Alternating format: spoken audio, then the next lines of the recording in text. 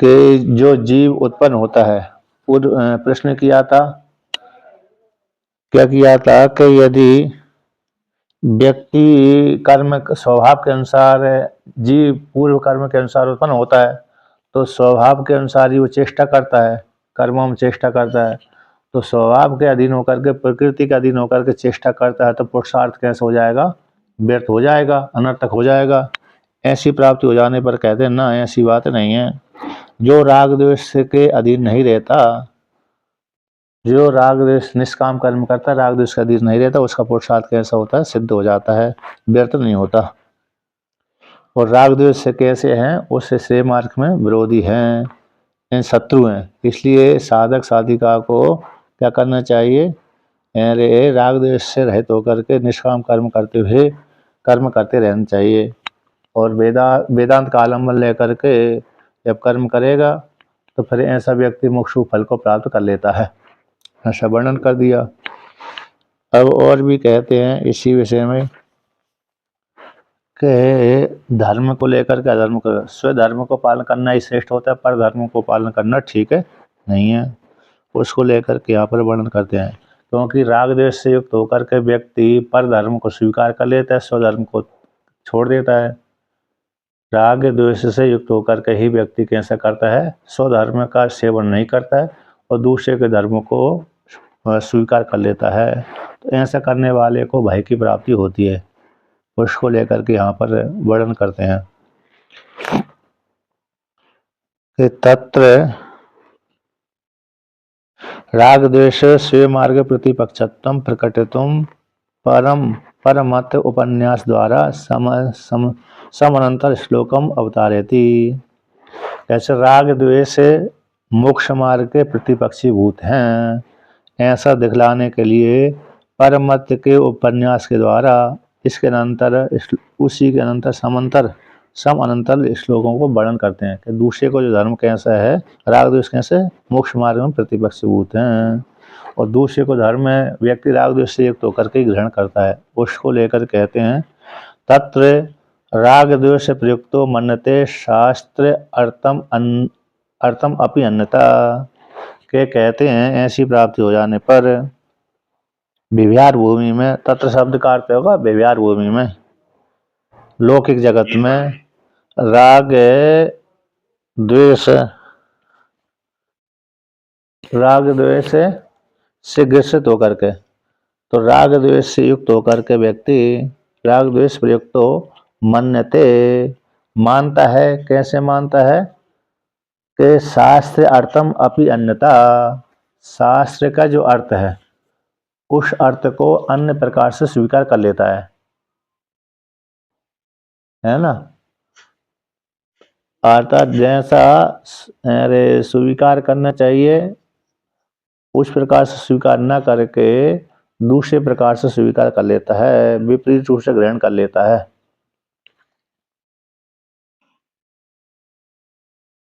तो कहते हैं यदि राग द्वेष से रहित हो जाएगा व्यक्ति, तो राग द्वेष से रहित हो जाने पर तो फिर शास्त्र को अन्य प्रकार से नहीं स्वीकार करता, अर्थात शास्त्र में द्वेष नहीं निकालता।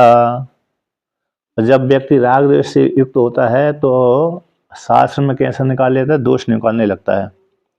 और पर धर्मोपि धर्मत्वाद अनुष्ठेय एव तद असत, कहते हैं दूसरे के धर्म को राग द्वेष युक्त होकर के पर धर्म को भी, दूसरे का धर्म भी धर्म वाला है, धर्म होने से अनुष्ठेय है, दूसरे का धर्म भी धर्म होने से अनुष्ठेय है, ऐसा स्वीकार कर लेता है। कब कर लेता है? कि राग द्वेष से युक्त होने के कारण। तो ऐसी प्राप्ति हो जाने पर कहते हैं पर धर्म ही धर्म होने से अनुष्ठेय है इति, ऐसी प्राप्ति हो जाने पर कहते तद असत, और ठीक है नहीं है। दूसरे को धर्म स्वीकार करना ठीक है नहीं है, स्वधर्म को ही पालन करना ठीक है। तो उसी को यहाँ पर वर्णन करते हैं। श्रेयान सुधर्मो विगुणः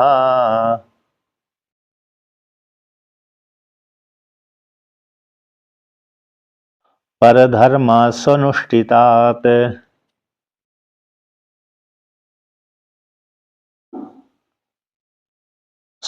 स्वधर्मे निधनं श्रेयः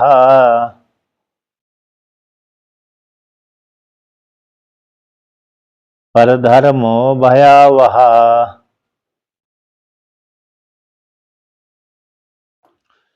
तो कहते हैं भगवान श्री कृष्ण अर्जुन से कहते हैं कि श्रेयांश धर्मो विगुणा पर धर्म सुनिष्ठितात्।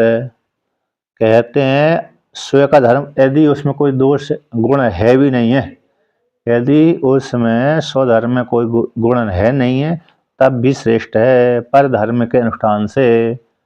पर धर्म स्व अनुष्ठात है, पर धर्म के अनुष्ठान से अपना जो धर्म है यद्यपि उसमें भली गुण न हो तो भी श्रेष्ठ है, कल्याणकारी है।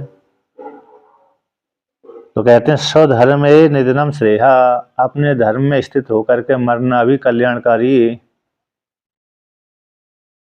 यहाँ पर तो अब ये भी है, जैसे लौकिक व्यवहार को लेकर के कहेंगे, शास्त्र की दृष्टि से कहेंगे तो यहाँ पर तो म्लेच्छ आदि आते नहीं है। म्लेच्छ आदि की चर्चा नहीं थी उस काल। म्लेच्छ तो थे, लेकिन वहाँ पर भी उस काल में म्लेच्छ थे, लेकिन ऐसी संज्ञा नहीं थी। गोमांस भक्ष्य का तभी रहे थे क्योंकि वशिष्ठ भगवान के पुत्रों को विश्वामित्र मुनि ने म्लेच्छ होने की संज्ञा दी, वो दी है, मतलब श्राप दिया, और अपने पुत्रों को म्लेच्छ होने का भी श्राप दिया। तो सत्यता में भी म्लेच्छ रहे, लेकिन वो फलीभूत नहीं हुए। और दूसरा ऐसा है कि एक एक वर्ण है ना, तो जो ब्राह्मण क्षत्रिय व शूद्र, ये चार वर्ण के लिए अलग अलग कर्मों का विधान किया है श्रुति शास्त्र ने। अब चारों वर्णों का लिए अलग अलग विधान करने के पश्चात अब और दूसरे प्रकार से चार आश्रम है, ब्रह्मचर्य आश्रम, गृहस्थ आश्रम, वानप्रस्थ आश्रम, संन्यास आश्रम। तो ये चार आश्रम है, तो एक व्यक्ति एक आश्रम में स्थित रह करके उस आश्रम के तो धर्मों का पालन नहीं करता है, दूसरे के धर्मों का पालन करता है। क्या करता है? वर्ण आश्रम धर्म को वर्ण आश्रम को लेकर के यहाँ पर वर्ण को भी लेकर के आश्रम को भी लेकर के है यहाँ। क्योंकि अर्जुन क्या कर रहा था, अरे अपने धर्म को त्याग कर रहा था, छात्र धर्म को त्याग कर रहा था। युद्ध करना उसका कर्तव्य था, युद्ध उसका धर्म था। क्षत्रिय धर्म, क्षत्रिय कुल में पैदा हुआ था और उस काल में गारस्थ जीवन में था और युद्ध क्षेत्र में था। क्या था? गारस्थ जीवन में था, युद्ध क्षेत्र में था, युद्ध के अवसर पर था, दोनों तरफ से शंख बज गए थे। और उस काल में अपने धर्म का त्याग कर रहा था, युद्ध नहीं कर रहा था। क्यों? मोह के कारण। मेरे द्वारा पिता पितामह आदि मारे जाएंगे, पुत्र पौत्र आदि मारे जाएंगे, मोह के कारण। तो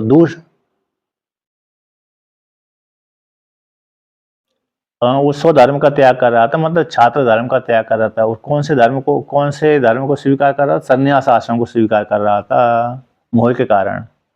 चौथा जो आश्रम है धारत जीवन के पश्चात वानप्रस्थ संन्यास आश्रम, तो चौथा आश्रम स्वीकार कर रहा था कि सबको त्याग करके युद्ध न करूं, तो युद्ध नहीं करूंगा तो फिर अरे कोई मारे नहीं जाएंगे मेरे कारण, अतः मेरे को नरक आदि फल की प्राप्ति नहीं होगी, क्योंकि मैं अपने पिता पितामह को, भाई बंधु को मारने से व्यक्ति को नरक रूप फल की प्राप्ति होती है।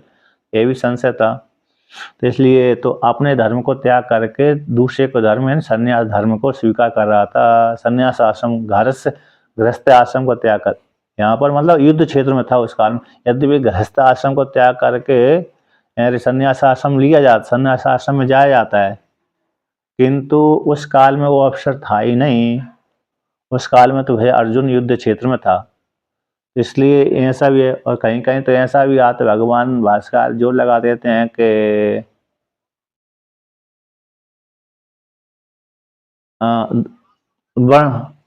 वर्णाश्रम को लेकर के ब्रह्मचर्य आश्रम अधिकारी है, तो जैसे ब्राह्मण आदि के लिए है तो चारों आश्रमों का वर्णन कर दिया। क्षत्रिय के लिए कहीं कहीं 3 आश्रम को स्वीकार कर लेते हैं, 3 आश्रम को, चौथे आश्रम स्वीकार ही नहीं करते। भगवान भास्कर कहीं कहीं जोर लगा देते हैं। यद्यपि वार्तिककार चारों आश्रम स्वीकार करते हैं, जिसका उपनयन संस्कार हुआ है उसके लिए चारों आश्रम स्वीकार है, यानी संन्यास आश्रम है। कहीं तो कहीं नहीं तो कहीं कहीं यहाँ पर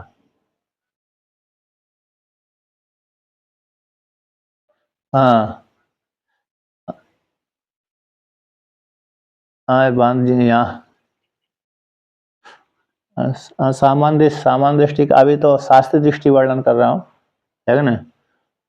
तो शास्त्रीय दृष्टि का यही है कि वहाँ पर अरे भगवान भास्कर ने भाष्य में बृहदारण्य उपनिषद में है ना, बृहदारण्य उपनिषद में भी आता है और इसी गीता में भी आता है। तो नित्य कर्म को लेकर के नित्य संन्यास आश्रम को लेकर के वहाँ पर अति वित्ताय भिक्षाचर्यम चरंती, और जो वाक्य बृहदारण्य उपनिषद का आता है अति वित्ताय अति भिक्षाचर्यम चरंती, गृहस्थ आश्रम से ऊपर उठ करके भिक्षाचर्य का आश्रम करता है। तो यहाँ पर नित्य कर्म को लेकर के आते तो भाई कहते हैं कुर्वन् नेह कर्माणि हरहर संध्या उपासिता। तो यदि हरहर संध्या उपासिता तो संन्यास का अवसर ही नहीं प्राप्त होता है, ऐसा पूर्व पक्षी ने कह दिया। तो सिद्धांति ने कहा कि नहीं, ब्राह्मण के लिए तो चारों वर्ण हैं, लेकिन क्षत्रिय आदि के लिए यहाँ पर श्रुति प्रयुक्त हो जाएगी। ऐसे वहाँ पर भगवान भास्कर ने उत्तर दिया था। अब सुरेश्वराचार्य भगवान कहते हैं नहीं, चार तीनों वर्णों के लिए जिसने अपने संस्कार किया उसके लिए चारों आश्रम स्वीकृत है। ऐसा एक पक्ष हो गया। और दूसरा यहाँ पर यही है कि युद्ध क्षेत्र में था तो छात्र धर्म को त्याग करके अरे संन्यास आश्रम में जा रहा था, युद्ध नहीं कर रहा था मोह के कारण। ये हो गया, दूसरे को धर्म स्वीकार कर लिया, स्वधर्म को त्याग कर दिया। अब दूसरा लौकिक व्यवहार है, जैसे हिंदू धर्म को त्याग करके व्यक्ति मिलेच्छ धर्म को स्वीकार कर लेता है, तो ये भी बेकार है क्या नहीं। तो यहाँ पर ये वर्तमान जगत को लेकर के है, वर्तमान काल को लेकर के। जैसे बहुत से उत्तर प्रदेश में ही ज़्यादातर, उत्तर भारत में उत्तर प्रदेश में ज़्यादा मज़ारों में जाते हैं, नहीं जाते, बहुत पूजा करने जाते, स्त्रियाँ भी बहुत जाती हैं, पुरुष भी बहुत जाते हैं। तो अपने धर्म का त्याग कर दिया ना उन्होंने, भूत हो गया। तो भगवान कृष्ण भगवान इसी गीता में कहेंगे जो भूतों की पूजा करता है वो मेरे को भूतों को ही प्राप्त होता है। भूतों की जो पूजा करने वाला हो गया वो भूतों को ही प्राप्त होता है। भगवान तो स्पष्ट वर्णन करते हैं। अब उस काल में ऐसा जो मिलेक्ष नहीं था, मुस्लिम संज्ञा नहीं थी उस काल में, लेकिन भूत संज्ञा तो सभी उसी काल में थी, इसलिए भूतों की पूजा करने वाले को भूत ही प्राप्त होते हैं। तो जो अपने धर्म का त्याग किया ना इन्होंने, मतलब जो स्त्रियाँ पुरुष आदि हैं, ज़्यादातर उत्तर भारत में, उत्तर प्रदेश में ही ज़्यादा ऐसा होता है। तो उसमें ये मज़ारों पे जाते हैं पूजा करने के लिए, तो ये अपने धर्म का त्याग करके दूसरे के धर्म को स्वीकार कर लिया, ये आ गया। तो लौकिक व्यवहार को लेकर के अब कहते हैं श्रेयांश धर्म, तो यहाँ पर वर्णन करते हैं अपना जो धर्म है कैसा है, विगुण होता हुआ भी कल्याणकारी है दूसरे के धर्म के अनुष्ठान करने से। हेतु दे दिया पर धर्मा सु अनुष्ठात, पर धर्मात सु अनुष्ठात, पर धर्मात सो अनुष्ठात, पर धर्मासु अनुष्ठात। तो दूसरे के धर्म के अनुष्ठान सेवन करने से, दूसरे के धर्म के सेवन करने की अपेक्षा है अपना धर्म भी, भली उसमें कोई गुण हो चाहे न हो, कल्याणकारी है। अब उसमें प्रत्यवाय दोष लगाते हैं कि स्वधर्म निंदम श्रेया, अपने धर्म में स्थित होकर के मानना ही श्रेष्ठ है। पर धर्मो भयावह, दूसरे के धर्म तो भय को उत्पन्न करने वाला है, भय को वहन करने वाला है, भय को देने वाला है। पर धर्मो भयावह, तो दूसरे के धर्म जैसे हिंदू धर्म का त्याग करके मिलेक्ष धर्म को स्वीकार करना तो भय को देने वाला हो गया। अब यहाँ से एक लघु सिद्धांत कौमुदी में व्याकरण में आता है कर्म व्यतिहारे। तो कर्म व्यतिहार का अर्थ होता है कि व्यक्ति अपने स्वधर्म को त्याग करके दूसरे धर्म स्वीकार कर लेता है। जैसे ब्राह्मण आदि है, अब वृत्ति उसके पास नहीं है तो व्यापार भी करने लगता है, छात्र धर्म स्वीकार कर लेता है, कहीं अन्य धर्म को स्वीकार कर लेता है। उसी प्रकार क्षत्रिय भी है, तो दूसरे प्रकार के अपने धर्म को त्याग करके दूसरे के वर्ण का स्वीकार कर लेता है। वृत्ति उसके पास नहीं है, मतलब क्या नहीं है, व्यापार आदि नहीं, संपत्ति नहीं है, तो दूसरे को स्वीकार कर ली। उसी प्रकार वैश्य आदि है, उसी प्रकार शूद्र आदि है। तो कर्म व्यतिहारे एक सूत्र आता है, कर्म व्यतिहारे, कर्म का व्यतिहार हो जाता है इन वृत्ति के लिए, इन जीविका के लिए। तो पहले से ही व्यक्ति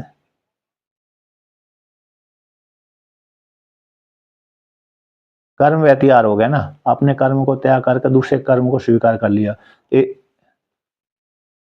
अभी तो सब कुछ है ही, पूरे अरे अभी तो पूरे कलयुग में ऐसा ही होता है, कर्म व्यतिहार ज्यादा होता है।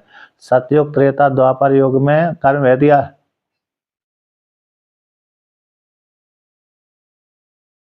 मतलब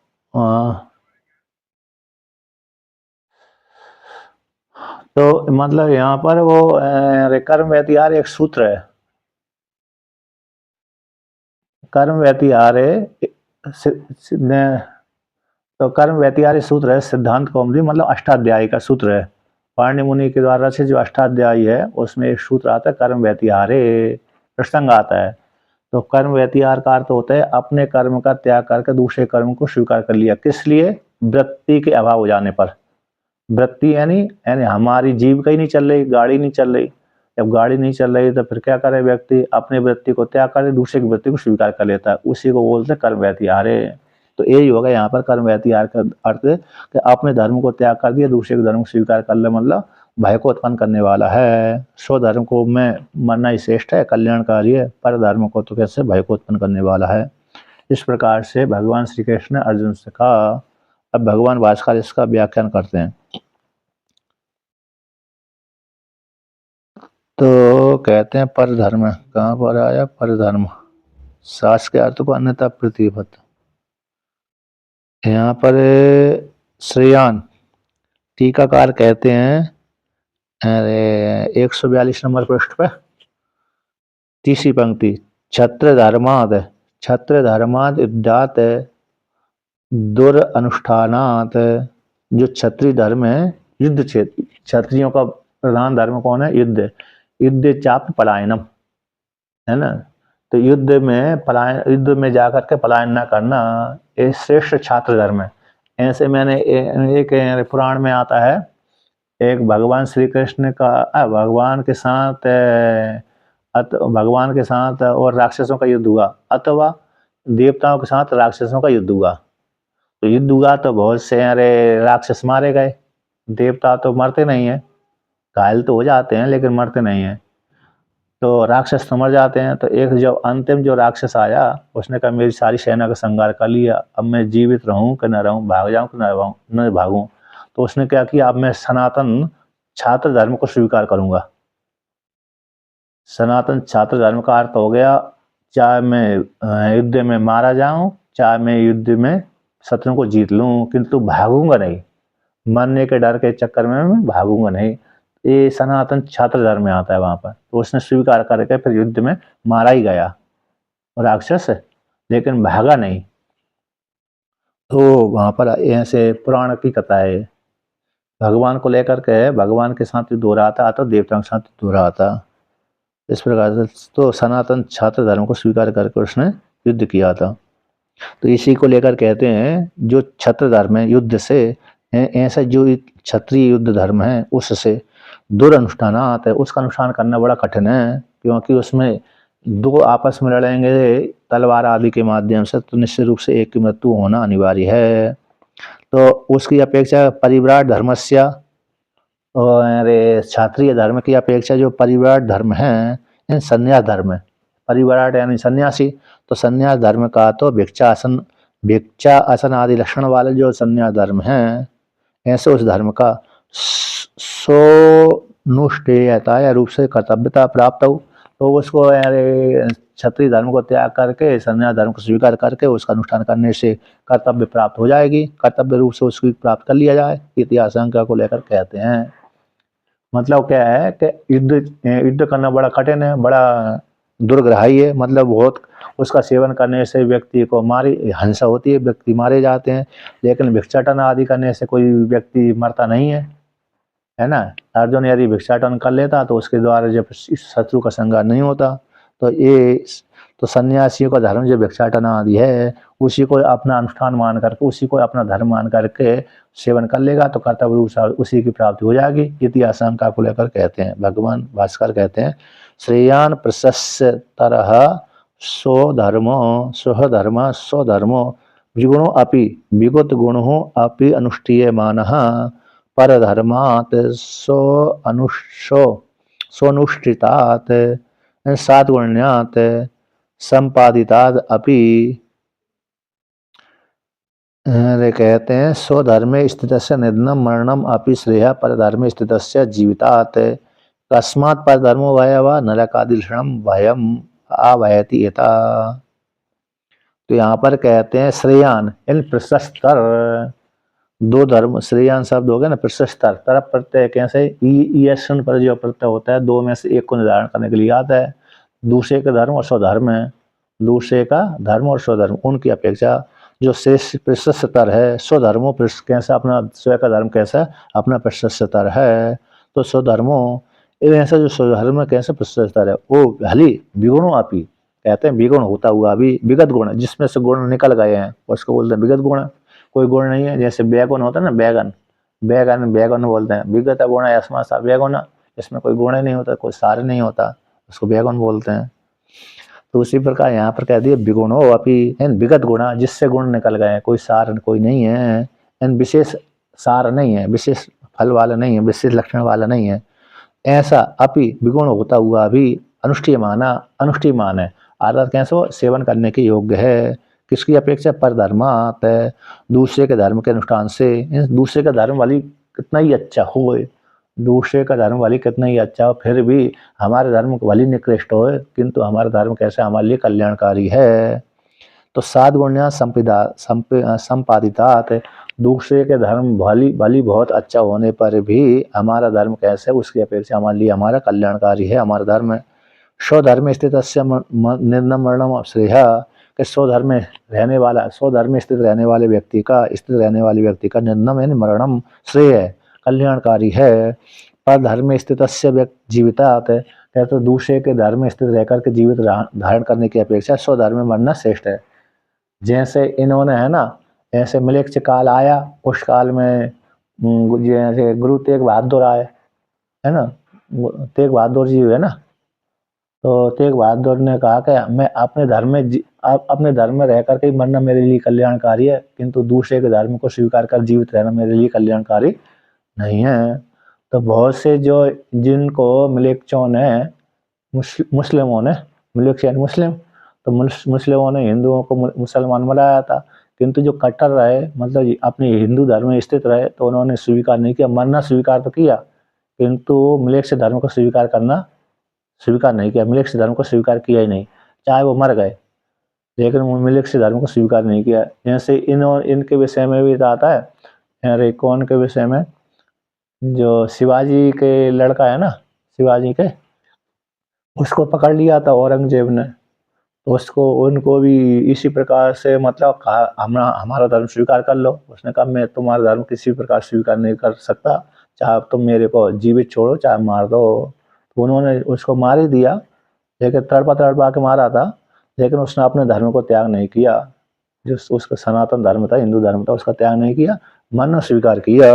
तो उसी को यहाँ पर कहते हैं स्वधर्म स्थित रहने वाले व्यक्ति का मरना, स्वधर्म स्थित रह करके अपने धर्म में मरना श्रेष्ठ है, कल्याणकारी है। पर धर्म स्थित दूसरे धर्म स्थित होकर के जीवित रहने की अपेक्षा अपने धर्म में मरना कल्याणकारी है। कस्मात किस कारण से अपने धर्म में मरना श्रेष्ठ है दूसरे धर्म की अपेक्षा, तो यहाँ पर वर्णन करते हैं, कहते हैं पर धर्मो भयावह, दूसरे का धर्म कैसे भय को उत्पन्न करने वाला है। कौन से भय को उत्पन्न करने वाला है? नरक आदि लक्षणम भयम आवहति यथा, क्योंकि नरक आदि लक्षण वाला जो भय है वो भय को बहन कर देता दूसरे का धर्म है। अपना धर्म तो कैसा भले कम गुण वाला हो किंतु अपना धर्म कल्याणकारी है दूसरे के धर्म की अपेक्षा। टीकाकार कहते हैं स्वधर्म अवधूय, स्वधर्म को त्याग करके पर धर्म का अनुष्ठान करने से स्वधर्म के अतिक्रम करने से जो दोष है वो दोष का दुष्परिहारत्वात् है, दोष का परिहार करना बड़ा कठिन है, इसलिए न तत्यागा साध्य, अपने धर्म को त्याग नहीं करना चाहिए हैं। अच्छा कभी कभी हो जाते हैं, चलो देखिए मतलब अपने धर्म को त्याग करके, जोर से बोलने लगूंगा, स्वधर्म का त्याग करके पर धर्म का अनुष्ठान करने से, पर धर्मों का अनुष्ठान करने से स्वधर्म का अतिक्रमण करने से जो दोष उत्पन्न हुआ, स्वधर्म के अतिक्रमण करने से जो दोष उत्पन्न हो गया उस दोष का परिहार करना बड़ा कठिन है, इसी हेतु से अपने धर्म का त्याग नहीं करना चाहिए, दूसरे के धर्म का सेवन भी नहीं करना चाहिए। इस प्रकार से यहाँ पर वर्तमान काल में कलयुग समय में तो ये विशेष ज्यादा जोर लगाना चाहिए, नहीं तो व्यक्ति अभी तक बहुत दूसरे के धर्म को स्वीकार करते हैं, अपने धर्म का तो पालन नहीं करते लेकिन दूसरे के धर्म को स्वीकार ज़्यादा कर लेते हैं, यानी मर्दों के ऊपर पूजा करने जाते हैं विशेष रूप से। तो अपने धर्म का त्याग करके दूसरे के धर्म को स्वीकार करना ये उनके ऊपर ज़्यादा लागू होता है। अब आगे कहते हैं अरे 36वें श्लोक की भूमिका बनाते हैं। यद्यपि कहते हैं यद्यपि अनर्थ मूलम, अनर्थ का मूल कहते हैं यद्यपि अनर्थ मूलम ध्यायतो विषयान् पुंसः राग द्वेषौ ही अस्य परिपन्थिनौ इति च उक्तम विवक्षितम अनवधारितम च तदुक्तम तत्संक्षिप्य निश्चित्ते च इदम एव इति ज्ञातुम इच्छन् अर्जुन उवाच ज्ञाते ही तस्मिन् तद उच्छेदाय यत्नं कुर्यामिति। कहते हैं यद्यपि अनर्थ का मूल कौन है? ध्यातो विषयान् पुंसा। जो व्यक्ति विषयों का सेवन करता है, विषयों का ध्यान करता है, विषयों का चिंतन करता है तो अनर्थ की प्राप्ति हो जाती है। तो विषय का सेवन करना ही अनर्थ रूप फल की प्राप्ति में हेतु बनता है। अनर्थ का मूल कौन है? विषय का कामना, काम है ना, कामना ही व्यक्ति को अनर्थ की ओर ले जाती है। कामना यदि ना हो, जगत संबंधी कामना न हो तो व्यक्ति को मोक्ष रूप फल की प्राप्ति हो जाती है। किंतु व्यक्ति को जगत रूप फल की कामना है, जगत के सुख भोगों की कामना है, इसी हेतु से भोगों की कामना है तो भोगों के लिए फिर प्रयत्न करता है। प्रयत्न करने से फिर कभी राग द्वेष में फंस जाता है, राग द्वेष से फंस जाता है तो फिर व्यक्ति क्या हो जाता है? संसार को प्राप्त हो जाता है। उसमें कामना का मूल कौन हो गया? कामना का हेतु अज्ञान है। अज्ञान ना हो तो फिर कामना भी उत्पन्न नहीं होगी। कहते हैं राग द्वेष ही अस्य परिपंथनम, जो मुमुक्षु साधक के लिए राग द्वेष के ऐसे शत्रु हैं, इसलिए राग द्वेष को त्याग कर देना चाहिए। इति च उक्तम, ऐसा कह दिया गया। तो विवक्षितम जो कहा गया है उसको अवधारित नहीं किया गया, अवधारणा निश्चय नहीं किया गया। तद उक्तम, उसी उक्त कही हुए को संक्षिप्त करके निश्चित, संक्षिप्त करके संक्षिप्त और निश्चित च इदम, संक्षेप में और निश्चित रूप से जो कहा गया उसी को ही जानने के लिए, जानने की इच्छा से अर्जुन कहता है तो क्या कहता है कि जो विषयों का सेवन करना ही अनर्थ का मूल है और राग द्वेष उसके कैसे हो गए? विरोधी हैं। ऐसा जो संक्षेप से कहा, ऐसा जो कहा गया है उसी को विक्षिप्त, विक्षिप्त अनवधारितम, उसमें मन विक्षिप्त हो जाता है, राग द्वेष से युक्त होकर के मन विक्षिप्त हो जाता है और निश्चय नहीं किया गया, अवधारणा नहीं कही गई, अवधारण नहीं किया गया कि ये करना चाहिए, ये नहीं करना चाहिए। तो विक्षिप्त और अनुपधारितम च उक्तम जो कहा गया है, निश्चय नहीं कहा गया, विक्षेप पैदा कर दिया और अब निश्चय नहीं किया गया। तो ऐसे जो कहा गया उसी को संक्षिप्त करके निश्चित अवधारण करने के लिए यह अर्जुन पूछता है, जानने के लिए क्या करना चाहिए क्या नहीं करना चाहिए। यहाँ पर विक्षिप्तम यानी विक्षिप्तम का टीका अर्थ करते हैं विविधेषु प्रदेशु क्षिप्तम दर्शितम इति यावत, विभिन्न प्रदेशों में क्षिप्त, जैसे ये करना चाहिए, ये करना चाहिए, कहीं ज्ञान की प्रशंसा, कहीं कर्म की प्रशंसा, कहीं कर्तव्य की प्रशंसा, ऐसी कर दिया। और फिर अरे मन भी कामना से युक्त है व्यक्ति का मन, तो कामना अनर्थ के मूल काम है और राग द्वेष भी उसके अनर्थ के मूल हैं। तो इस प्रकार से निश्चय कि कौन यही मूल है कि दूसरा मूल है, काम विषयों का सेवन ही अनर्थ का मूल है कि राग द्वेष है, इत्यादि निश्चय नहीं कर पाए। अनवधारितम यानी अनवधारितम का टीकाकार अर्थ करते हैं 142 नंबर पृष्ठ की अंतिम पंक्ति के अनवधारितम अनेकत्र उक्तत्वात्, अनेक प्रकार से कह दिया गया, अनेक प्रकार से, अनेकत्र में अनेक प्रकार से कह देने के कारण अनेकता और अनेक प्रकार से जब व्यक्ति वर्णन करता है तो विवेक अविवेक कामादि भेरे विकल्पितत्वात्, तो अनेक प्रकार से वर्णन कर दिया तो संशय पैदा हो जाता है और कामना अविवेक को लेकर के काम आदि के द्वारा विकल्प हो जाता है, अज्ञान को लेकर के अविवेक यानी अज्ञान, अज्ञान काम आदियों के द्वारा विकल्पितत्वात्, विकल्प होगा ये करना चाहिए नहीं करना चाहिए, क्योंकि कामना आदि के द्वारा विकल्प कर दिया। कहीं कामना ही अनर्थ के मूल है, कहीं राग द्वेष अनर्थ के मूल हैं, कहीं कुछ मूल है इत्यादि। तो इनको त्याग करें कि उनको त्याग करें, किसको त्याग करें, निश्चय नहीं कर पाए, है ना। अनेक प्रकार से हैं।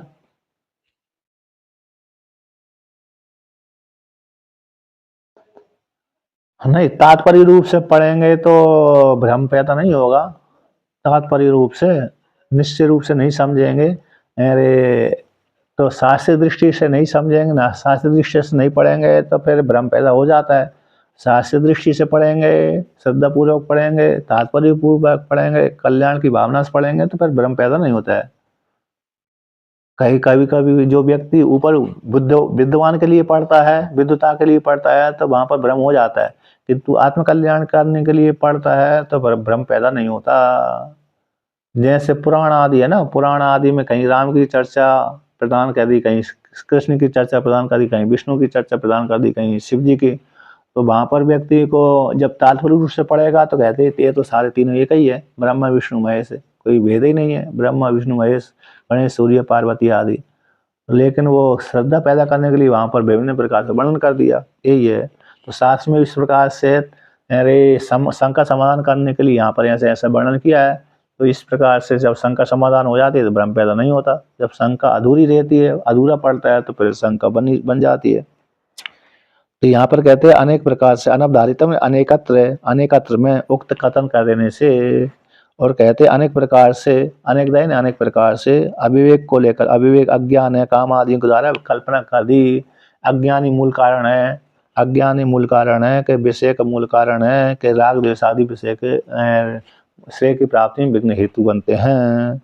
इस प्रकार से संक्षिप्त करके और निश्चित को जानने के लिए, है जो संक्षिप्त है निश्चित है उसको जानने की इच्छा से अर्जुन पूछता है। जिसको अब जान लिया कि यही निश्चित, इसको ही करना है, मेरे को सेवन करना है। किसको सेवन करना है? इसी को ही। अनर्थ का मूल कौन है? ननु अनर्थ मूलम परिहर्तव्यम तत्किमिति ज्ञातुमिच्छते। यहाँ पर पूर्व पक्षी प्रश्न कर रहा है कि अनर्थ के मूल को परिहार करना चाहिए, उसको जानने की क्या आवश्यकता है? अनर्थ का मूल कामना ही है कि राग द्वेष ही है? विष्णु का ध्यान ही अनर्थ का मूल है कि राग द्वेष है? अथवा अज्ञान ही अनर्थ का मूल है ना? तो ज्ञात हो जाने पर, अनर्थ के मूल को ज्ञात हो जाने पर तद उच्छेदाय, उस अनर्थ के मूल को उच्छेद करने के लिए यत्न करना चाहिए, यत्न कर लेंगे। कुरिया में तज ज्ञानम अर्थवाद इति शेषा। कुरियाम शब्द का अर्थ कर दी, तज ज्ञान अर्थवाद, अर्थ वाला है, अर्थ वाला है, सार्थक है। जब उसका ज्ञान हो जाएगा तो ये ही अनर्थ का मूल है, कामना ही अनर्थ का मूल है, तो कामना का त्याग कर देंगे भाई। राग द्वेष अनर्थ का मूल है तो राग द्वेष को त्याग कर देंगे। अज्ञान ही अनर्थ का मूल है तो अज्ञान को त्याग करके ज्ञान प्राप्त कर लेंगे, ज्ञान के द्वारा ज्ञान निवृत्त कर देंगे। तो जो अनर्थ के मूल को यदि हमने जान लिया है तो जानने के पश्चात उसका त्याग करना आसान हो जाता है। जब अनर्थ का मूल ही नहीं जान पाए तो त्याग करना बड़ा कठिन होता है। इसलिए यहाँ पर टीकाकार कहते हैं कुरियामिति तज ज्ञान, जो ज्ञान है अनर्थ के मूल को ज्ञान हो गया, वह ज्ञान कैसे हो जाता है? अर्थ वाला हो जाता है, सार्थक हो जाता है। उसके सार्थक हो जाने से फिर व्यक्ति उस अनर्थ के मूल को त्याग कर देता है। यदि अनर्थ के मूल को जाने नहीं, जैसे अरे किसी को रोग हुआ तो रोग किसके खाने से, किसके भक्षण करने से हुआ, यदि उसको जानकारी नहीं है तो फिर रोग बढ़ता रहता है। किंतु व्यक्ति को मालूम पड़ गया कि इस वस्तु के खाने से मेरे को रोग की प्राप्ति होती है, फिर व्यक्ति उस वस्तु को खाते नहीं तो रोग की प्राप्ति नहीं होती। जैसे जिसको मधुमेह की बीमारी है तो मधुमेह की बीमारी शक्कर खाने से बढ़ती रहती है, तो शक्कर खाना बंद कर दे तो मधुमेह की बीमारी समाप्त हो जाती है ना? और जिसको यार और कौन सी, यही है। तो मतलब ये खांसी जुकाम आदि इस प्रकार से जो होती है उसको उस प्रकार से नहीं करता है तो नहीं होती है। तो अरे जो उसमें आता ना, इसमें किसमें, अरे योग मतलब वैद्य शास्त्र में, मतलब आयुर्वेद में आता है रोग के कारण, रोग का कारण। रोग तो ये है, ठीक है, रोग का कारण किससे हुआ? रोग का कारण, फिर औषधि का उपाय, औषधि का उपाय। इस औषधि, हाँ, तो वहां पर है रोग और रोग का कारण, औषधि और औषधि का ज्ञान, सेवन की विधि। तो रोग का मालूम पड़ गया ना, रोग का मालूम पड़, रोग ये है तो रोग का कारण कौन हो गया? इससे हुआ।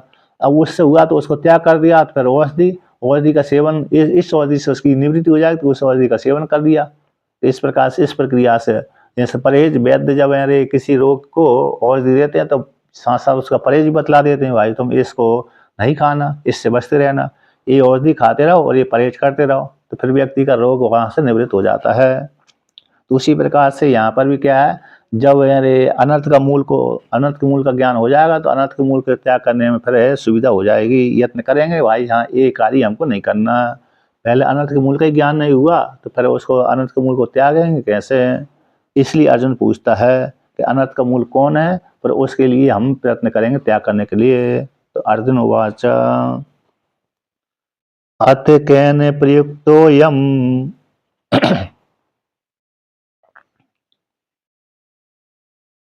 पापं चरति पूरुषः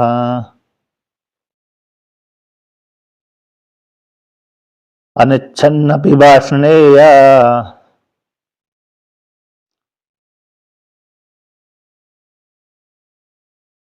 बलादेव नियोजितः।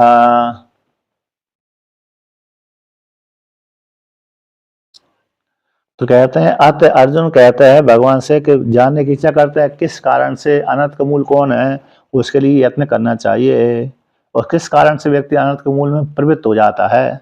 अत केन प्रयुक्तो अयम पापम चरित पुरुष, अयम पुरुष यह जो पुरुष है किसकी प्रेरणा से युक्त होकर के प्रयुक्त होता हुआ नियुक्त होता हुआ पाप में विचरण करता है। व्यक्ति है जैसे कोई स्त्री या पुरुष है किसी न किसी प्रेरणा से कोई ना कोई कार्य करती है। जैसे बालक है बालक बालिका हैं, अरे बालक बालिका अपने माता पिता की प्रेरणा से युक्त होकर के अन्य कार्य करते रहते हैं कि ये कार्य करो ये कार्य करो। तो उसी प्रकार से यहाँ पर दृष्टांत बताते हैं कि किसी की प्रेरणा से युक्त होकर के किसी की प्रेरणा से युक्त होकर के यह जो पुरुष है पाप में प्रवृत्त होता है, पाप कार्य करता है ना। ओ अनिच्छन्नपि वार्ष्णेय कि न चाहता हुआ भी, हे वार्ष्णेय विष्णु वंश में उत्पन्न होने वाले भगवान विष्णु भगवान श्री कृष्ण अनिच्छन्नपि इच्छन यानी चाहता हुआ, न इच्छन्ति अनिच्छन न चाहता हुआ भी बलादेव नियोजिता बलपूर्वक जोड़ दिया जाता है लगा दिया जाता है, करना पड़ती है। जैसे जिस किसी का विवाह हो गया स्त्री पुरुषों का विवाह हो गया, अब किसी को भोजन बनाने की इच्छा नहीं है तो कहते मेरे भोजन बना दो। जैसे ठंडी में, अब ठंडी के समय में है तो जल्दी नहीं उठते व्यक्ति ठंडी कारण, तो मजबूरी में उठनी पड़ती है किसी के द्वारा ना चाहता हुआ भी। जैसे बालक बालिका है या तो स्त्री पुरुष हैं दोनों ये ठंडी के समय सोते रहते हैं ज़्यादा देर तक, सूर्य भगवान उदित होंगे तभी उठेंगे। तो कहते हैं उठने की इच्छा ना होते हुए भी बलादेव नियोजिता बलपूर्वक उनको उठना पड़ता है। उसी प्रकार से यहाँ पर भी यद्यपि अरे पाप कार्य में व्यक्ति प्रवृत्त नहीं होना चाहता है फिर भी बलपूर्वक पाप कार्य में प्रवृत्त हो जाता है। उसी प्रकार से पुण्य कार्य में प्रवृत्त नहीं होना चाहता तो बलपूर्वक पुण्य कार्य में प्रवृत्त हो जाता है, दोनों प्रकार से हो जाता है। तो कहते हैं किसकी प्रेरणा से तो करके यहाँ तो विशेष रूप से पाप कार्य में प्रवृत्त है, पुण्य का तो नहीं है। तो किसकी प्रेरणा से तो करके है पुरुष से पाप कार्य करता है ना चाहता हुआ, पाप कार्यों को ना चाहता हुआ भी बलपूर्वक पाप कार्य में प्रवृत्त हो जाता है। जानामि धर्मम न च में प्रवृत्ति जानाम्य धर्मम न च में निवृत्ति केनापि देवेन निर्दिष्टेन यथा नियुक्तोऽसि तथा करोमि। धर्म को भी जानता हूँ अधर्म को भी जानता हूँ, है ना। दुर्योधन कहता है भगवान श्री कृष्ण से मैं धर्म को भी जानता हूँ अधर्म को भी जानता हूँ, किंतु धर्म में मेरी प्रवृत्ति नहीं होती जानता हुआ भी, और अधर्म से मेरी निवृत्ति नहीं होती, अधर्म नहीं करना चाहिए जानता हुआ भी फिर अधर्म से मेरी निवृत्ति नहीं हो पाती। तो ना चाहता हुआ भी कहते हैं अधर्म को नहीं चाहता है अधर्म ना करूं फिर भी बलपूर्वक अधर्म कर लेता है व्यक्ति। केने शीतम पतति प्रेषितम मनः केने प्राणा प्रति युक्ता केने शीतम पतति प्रेषितम मनः केने प्राणा प्रथमेति केने प्राणा प्रति, है ना। किसकी प्रेरणा से तो करके किस परमात्मा की प्रेरणा से युक्त होकर किस ईश्वर की प्रेरणा से युक्त होकर किस राजा की प्रेरणा से युक्त होकर किस माता पिता की प्रेरणा से युक्त होकर के, तो केने शीतम पद्धति प्रेषित मन किसकी प्रेरणा से युक्त होकर के मन अपने विषय का सेवन करने के लिए जाता है और प्राण आदि है चेष्टा करते हैं किसकी प्रेरणा से युक्त होकर के। तो वहां पर कैन उपनिषद में आता है कैन किसकी प्रेरणा से युक्त होकर के व्यक्ति पाप कार्य में प्रवृत्त हो जाता ना चाहता हुआ भी। इस प्रकार से वर्णन कर दिया। कैनिशितम पतति प्रेषितम मना, ये श्रुति इसमें प्रमाण है। जिस प्रकार से ईश्वर की प्रेरणा से होकर मन अपने विषय का सेवन करता है ईश्वर की सत्ता को लेकर के, उसी प्रकार से यहाँ पर भी किसकी सत्ता को लेकर के ये व्यक्ति पाप कार्य में प्रवृत्त होता है। भगवान भास्कर कहते हैं, इसका व्याख्यान करते हैं, कहते हैं अत केन हेतु भूतेन प्रयुक्ता सन राज्ञा इव भृत्यो अयम पापम कर्म चरति आचरति पुरुषः स्वयं अपि अनिच्छन् अपि हे वार्ष्णे वृष्णिकुल प्रसूत बलाद इव नियोजिता राज्ञा इव इति उक्तो दृष्टांता। कहते हैं कि किस हेतुभूत के द्वारा किस कारण से प्रयुक्त होता है ये पुरुष किसमें, जैसे राजा की आज्ञा को लेकर के भृत्य प्रवृत्त हो जाता है। भृत्य सेवक है, राजा आज्ञा देता कि ये तुम एक कार्य करो तो भृत्य उसी की आज्ञा राजा की आज्ञा पालन करके उस कार्य में प्रवृत्त हो जाता है। जिस प्रकार राजा की आज्ञा पालन करके भृत्य कार्य में प्रवृत्त हो जाता है, उसी प्रकार से यहाँ पर भी जो पाप करने वाला पुरुष है किसकी प्रेरणा से युक्त होकर के पाप कर्म का आचरण करता है। पुरुष स्वयं अपनी इच्छन स्वयं अपनी अनिच्छन, स्वयं पाप करना नहीं चाहता है। जो पुरुष है पाप करने की इच्छा नहीं होती, उसको पाप करना नहीं चाहता। हे वार्ष्णेय, वृषि कुल में उत्पन्न होने वाले हे कृष्ण, बलादिव बलपूर्वक नियोजिता उसको, जैसे राजा अपनी सेना को प्रजा को अथवा भृत्य को बलपूर्वक लगा देता है, जैसे माता पिता किसी न किसी बालक बालिका को बलपूर्वक लगा देते, ये कार्य तुम करो, तब मजबूरी में बालक बालिका कार्य करना पड़ती है। जैसे सुबह प्रातःकाल ठंडी के समय में उठना नहीं चाहते बालक बालिका, तो जबरदस्ती उठा देते हैं, उठो, नहीं उठेंगे तो क्या कर देंगे, पानी डाल देंगे तुम्हारे ऊपर, है ना। तो जिस प्रकार से जबरदस्ती उनको उठना पड़ती है, तो उसी प्रकार से है राजा, जैसे राजा की आज्ञा को लेकर के जबरदस्ती जैसे भृत्य को कार्य करना पड़ती है, सेना को कार्य करना पड़ती है, उसी प्रकार से बलपूर्वक इसको कौन नियोजित कर देता है, ये दृष्टांत है। तो ऐसी प्राप्ति हो जाने पर इसको लेकर कहते हैं, भूमिका बनाते हैं अगले श्लोक की कि शृणु त्वं ते तम वैरिणम सर्व अनर्थकरम यम तुम पृच्छसि। हे पार्थ सुनो, सावधान होकर के सुनो, शृणु तुम शृणु, तुम शृणु, शृणु का करता तुम, तम वैरिणम जो संपूर्ण अनर्थ का हेतु है, अनर्थ को करने वाला है, जिसके विषय में तुम पूछना चाहते हो, किसकी प्रेरणा से तो करके हे व्यक्ति पाप कर्म में प्रवृत्त होता है, और जो अनर्थ का मूल है, कहीं विषय है, कहीं अरे राग द्वेष है, कौन है, राग द्वेष से अनर्थ का मूल है अथवा अरे विषय का चिंतन करना अनर्थ का मूल है ना।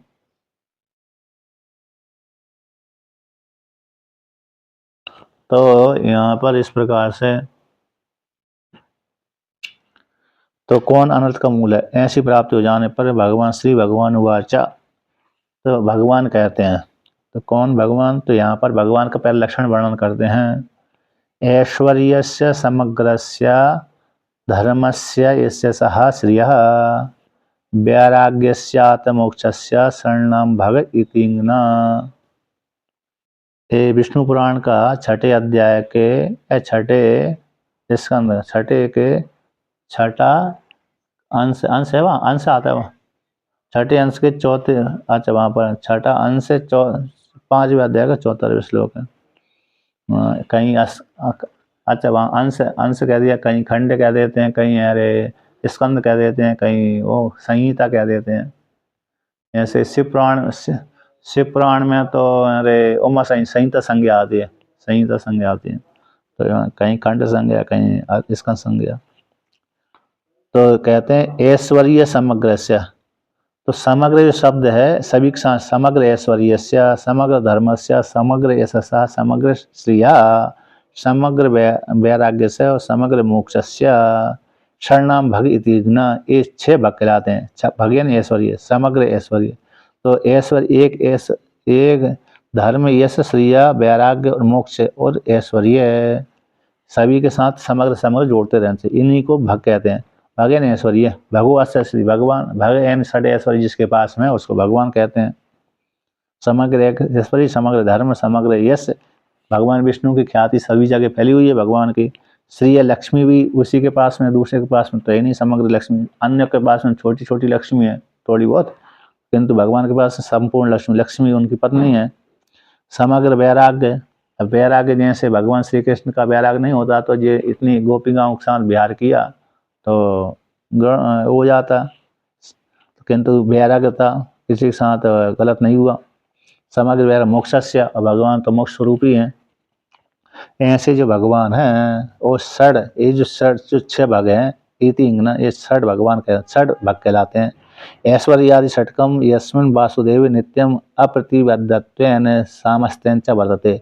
ऐश्वर्यादि जो षट ऐश्वर्य है, षट ऐश्वर्यादि षट के भग है जो जिस वासुदेव में नित्य प्रतिबद्ध से रहते, समष्टि रूप से रहते हैं, समष्टि रूप से रहते हैं। यानी समग्र से इति एतत्, टीकाकार कहते हैं समग्र से इति एतत् प्रत्येकम विशेषण संबंधते। समग्र शब्द को प्रत्येक विशेषणों के साथ जोड़ लेना चाहिए। अत शब्द शब्द तथा शब्द के पर्याय में समुच्चय के लिए जानना चाहिए। अत कहाँ पर आया?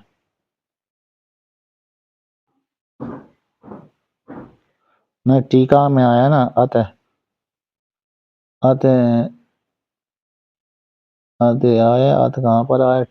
ये समग्र ऐश्वर्य से धर्म से ऐश्वर्य वैराग्य आता है ना, वैराग्य से आता, वैराग्य से आता जो अत शब्द आया है, तो वहाँ पर जो अत शब्द आया है तथा, उसी प्रकार से तथा शब्द के पर्यायवाची के लिए में तथा शब्द और समुच्चय के लिए, समुच्चय के लिए जानना चाहिए। अत शब्द तथा पूर्वक समुच्चय के लिए जानना चाहिए, उसी प्रकार से और उसी प्रकार से। और तो जिस प्रकार से समग्र ऐश्वर्य उसी प्रकार समग्र धर्म है, उसी प्रकार समग्र है ऐसा उसी, और उसी प्रकार से श्री है, और उसी प्रकार वैराग्य, और उसी प्रकार से मोक्ष है। तो तथा उसी प्रकार से और समुच्चय अर्थ में अर्थ जान लेना चाहिए। अब यहाँ पर इस प्रकार से कहते हैं, तो ये छह हो गए, छह षड ऐश्वर्य भगवान श्री कृष्ण में, वसुदेव के पुत्र वासुदेव में नित्य प्रतिबंध से रहते। जैसे अन्यों का तो ऐश्वर्य समग्र ऐश्वर्य धर्म यश श्री वैराग्य और मोक्ष, मोक्ष जिसको हो गया तो वो तो हो ही गया उसका, लेकिन जो पांच ऐश्वर्य हैं प्रतिबद्ध रहते हैं, किसी किसी के, ज्यादातर व्यक्ति के प्रतिबद्ध ही रहते हैं, ज्यादातर। ऐसे कोई ऐसा होगा, बहुत ही कम होगा जिसका प्रतिबद्ध ना हो। नित्य तो किसी न किसी में दोष बना पाए जाते हैं। वैराग कहीं वैराग कम ज्यादा हो जाता है अपने पराय को लेकर के, अपने और पराय को लेकर के वैराग वहाँ पर ठंडा पड़ जाता है। कहीं कहीं ज्यादा काल तक वैराग नहीं टिकता है, ऐश्वर्य भी ज्यादा काल तक नहीं टिकती, संपद लक्ष्मी भी कभी कभी चली जाती है, यश भी चला जाता है। जैसे नेताओं को कुछ काल के लिए यश आता है, कुछ काल के बाद चला जाता है, जब घपला कर देते हैं तो फिर वो उनका यश चला जाता है। घोटाला वर्तमान काल में जैसे घोटाला कर दिया तो उनका यश चलेगा, जब तक घोटाला नहीं किया तब तक चलता रहता है। फिर कभी ना कभी तो घोटाला एक दूसरे के पक्ष में चले ही जाते हैं। फिर इनका सामान्य स्त्री पुरुषों का तो ऐश्वर्य है, धर्म है, यश है, श्री है, वैराग्य है, ये तो खतरे में ही रहता है, इनका समग्र कभी नहीं रहता। और जिसका मोक्ष हो गया तो फिर उसके पास उसको तो कहना ही क्या, उसका तो मोक्ष ही हो गया। तो परमात्मा में तो ये छह ऐश्वर्य हमेशा विद्यमान रहते हैं भगवान श्री कृष्ण में। अब भगवान को लक्षण करते हैं, जो छह भाग जिसके पास में उसको ये छह भाग कह दिया, तो छह भाग जिसके पास में उसको भगवान कहते हैं। इसलिए भगवान श्री कृष्ण भगवान हैं क्योंकि इनके पास में छह भाग हैं। उत्पत्तिम प्रलयम चैव भूतानामा गतिम गतिम वेत्ति विद्याम विद्याम च सा च वाच्यो भगवान इति। ये भी छठे अंश के 5वें अध्याय का 78वां श्लोक हो गया। उत्पत्ति को जो जानता है, प्रलय को जो जानता है, और उत्पत्ति प्रलय के बीच में पालन भी हो गया। उत्पत्ति स्थिति संहार, उत्पत्ति को जो जानता है, प्रलय को जानता है, भूतों की गति को भी जानता है, रागति, किस कर्म का फल कौन है, और कहाँ से किस लोक से यहाँ पर कहाँ पर आएंगे, किस लोक से कौन से लोक में जाएंगे। आगति को जानते हैं, गति को भी जानते हैं, आगति को जानते हैं। इस कर्म के माध्यम से इस लोक को जाएंगे, उस कर्म के माध्यम से उस लोक को जाएंगे। अब कर्मों को छह हो जाने के पश्चात किस लोक में आएंगे, तो इस लोक में आएंगे, किस प्रक्रिया से जाएंगे और किस प्रक्रिया से आएंगे, ये सारे जानते हैं। व्यक्ति विद्या को भी जानते हैं, अविद्या को जानते हैं। विद्या यानी ब्रह्म विद्या ज्ञान, उसको अविद्या ज्ञान को भी जानते हैं। सच्चा वाच्य भगवानवती, जो इस प्रकार से जानता है उसी को भगवान कहते हैं, सच्चा वाच्य भगवानवती। तो इस प्रकार से उत्पत्ति आदि विषयम च विज्ञानम यश वासुदेव वाच्य भगवानवती। तो उत्पत्ति आदि विषय और विज्ञान जिसके पास में है, ऐसे जिसका है सब वासुदेव भगवान, वासुदेव वाच्य भगवान, ये वासुदेव भगवान ही कहलाते हैं, वासुदेव भगवान है, भगवान कहलाते हैं। वेत्ति इति युक्त साक्षात्कारो विज्ञान, वेत्ति जो इस प्रकार जानता है, साक्षात्कार विज्ञान इति उच्यते, साक्षात्कार रूप से जानता है। तो समग्र ऐश्वर्य आदि संपत्ति समुच्चय के लिए चकार जान लेना चाहिए। सच्चा कहाँ साचा उत्पत्ति आदि विषय च विज्ञानम, तो जो च है ना, च विज्ञानम यस्य स वासुदेवो वाच्य भगवान थी, समग्र उत्पत्ति आदि समग्र ऐश्वर्य आदि उस भगवान श्री कृष्ण वासुदेव में विद्यमान रहते हैं। इस प्रकार से वर्णन कर दिया। अब ऐसा वर्णन करने के पश्चात यहाँ पर प्रश्न किया था कि भाई क्या किया था कि संपूर्ण अनर्थ का मूल कौन है ना, कि विषय का सेवन करना ही अनंत का मूल है कि राग द्वेष है, ये कौन है, इसको जानने के लिए यहाँ पर वर्णन किया था। तो संपूर्ण अनंत का मूल ये है कामना। उसको लेकर अगला श्लोक 37वां। श्री भगवान वाच काम एष क्रोध एष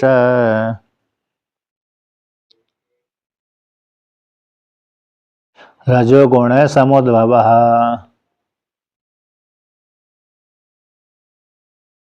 महासनो महापाप्मा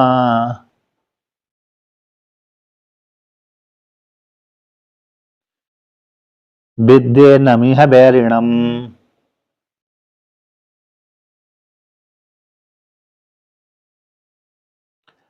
तो यहाँ पर वर्णन करते हैं काम एस क्रोध ऐसा, यह जो काम है ऐसा काम, ऐसा क्रोध है, यह जो काम और क्रोध है, कामना ही मुख्य है।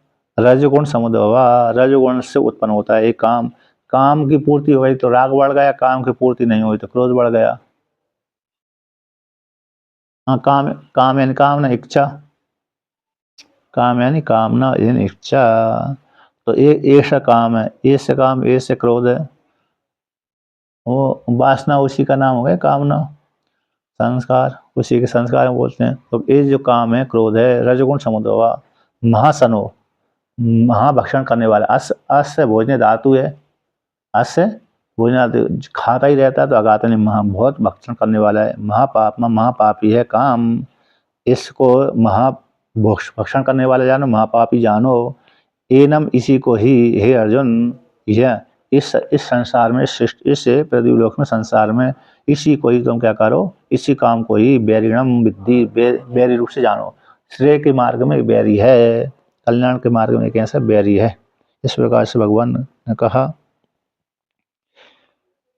एक श्लोक है, काम जानाति ते मूलम संकल्पात्म ही जायसे, न त्वाम संकल्पिष्यामि तेन में न भविष्यसि। ये महाभारत का श्लोक है, महाभारत का ना, दूसरे महाभारत का कौन से है, महाभारत का 177वां का 25, ये लिखा नहीं कौन से उसका है, महाभारत नहीं तो लिख दिया मैंने, 177 और 25 लिख दिया। 177 मतलब कौन से उसका है, काम जानाति मूलम, ये काम मैं तुम्हारे मूल को जानता हूँ। तुम किससे उत्पन्न होते, संकल्पात तुम ही जासे, संकल्प से तुम उत्पन्न होते हो। अब मैं संकल्प नहीं करूंगा इसलिए तुम मेरे में नहीं रहोगे, संकल्प मैं नहीं करूंगा इसलिए तुम मेरे में रहोगे नहीं। मदाल साहब भी अपने पुत्र अलर्क से कहती है, जब जंगल में जाते ताबीज भर के चली जाती है ना, लेकर चली जाती है, उसमें भी उसमें संकल्प को लेकर के, संकल्प सर्वात्मना सचेत त्याग तो न सकते, संकल्प सभी प्रकार से त्याग करने के योग्य है। यदि त्याग नहीं करना है, संकल्प त्याग नहीं कर सकते तो अच्छा संकल्प करना चाहिए। कैसे, खराब संकल्प नहीं करना चाहिए, नहीं करे, अच्छा संकल्प करे। तो वहाँ पर संकल्प को लेकर के आया, संग को लेकर संकल्प लेकर तो श्लोक आए। और यहाँ पर न जातु कामा कामानम उपभोगन साम्यति अभिषा कृष्ण वर्तमेवा भूय विवर्तते, है ना। तो कहते न जातु कामः कामानम उपभोग साम्यति, उपभोगेन साम्यति, न जातु कामः न जातु कामः कामानाम उपभोगेन साम्यति हविषा कृष्ण वर्तमेवा भूय एव अभिवर्तते। ये उपनिषद का मंत्र है, एक बड़ा प्रसिद्ध है। या इनके याति राजा के प्रसंग में महाभारत में, अब उसमें आता है किसमें, भागवत पुराण में। भागवत पुराण में याति राजा के प्रसंग में बड़ा प्रसिद्ध हुआ है। प्रसिद्ध क्योंकि वो देवयानी शर्मिष्ठा को लेकर के आया ना इसको, तो देवयानी शर्मिष्ठा को लेकर के इसमें उद्धृत किया उन्होंने। तो भागवत पुराण में, महाभारत में भी उन्हीं के उसमें प्रसंग में आता है। महाभारत में भी इसी याति राजा के प्रसंग में आता है, देवयानी शर्मिष्ठा याति राजा के, और भागवत पुराण में भी आता है। और मनुस्मृति का ये श्लोक है, मनुस्मृति में आता है, और उपनिषद का ये मंत्र है। उपनिषदों का मंत्र है, मनुस्मृति में भी इसको कहा गया है और पुराणों में कहा गया है। उपनिषद का उपनिषद का तो नहीं, 10 उपनिषद में नहीं है, दूसरे उपनिषद में है। अच्छा, मदालसा का बता, कामः सर्वात्मना हेयो ध्यातुम चेच्छक्यते न सह मोक्षाम प्रति तत्कार्यम सैव तस्यापि भेषजम। ये मार्कंडेय पुराण का है। मार्कंडेय पुराण के 29वें अध्याय का 24वां श्लोक है। 29 का 23वां आधा 24वां। संग सर्वात्मना, यहाँ कामः सर्वात्मनः हेयो ह्यातुम चेच्छक्यते न सह मोक्षाम प्रति तत्कार्यम सैव तस्यापि भेषजम। ये है कामः सर्वात्मना हेयो, कामः सर्वात्मना हेयो हातुम चेच्छक्यते न सह मोक्षाम प्रति तत्कार्यम सैव तस्यापि भेषजम। कामना सभी प्रकार से त्याग करने के योग्य है। यदि मार्कंडेय पुराण के 29वें का 24वां श्लोक,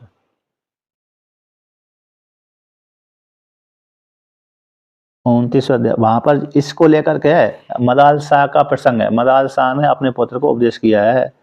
तो संगा सर्वात्मना हेया साचेत, उसी के नीचे का श्लोक है।